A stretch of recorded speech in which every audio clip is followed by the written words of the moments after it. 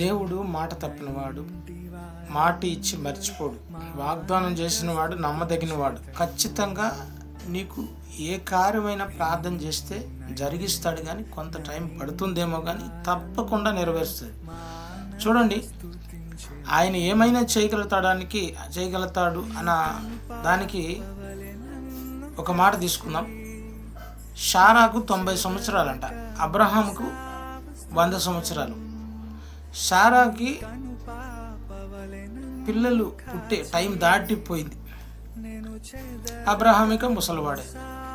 పిల్లలు పుడతారని ఏ డాక్టర్ కూడా కన్ఫర్మ్ చేయరు ఆ వయసులో.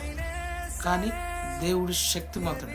ఆయన మాట ఇచ్చి మర్చిపోడు. ఆయన చూడు, 90 సంవత్సరాలకి ఆమె గర్భం తెరిచాడు. అబ్రహాముకి 100 ఏళ్ళు అంట. అప్పటికి ఒక కుమారుని ఇచ్చాడు అన్న మాట ప్రకారంగా. దేవుడు వాగ్దానం చేసిన వాడు నమ్మదగినవాడు. నీకు ఏదైనా మాట ఇస్తే తప్పకుండా నెరవేరుస్తాడు, కానీ దాని కాలాలను బట్టి నెరవేరుస్తాడు. ఆమేన్.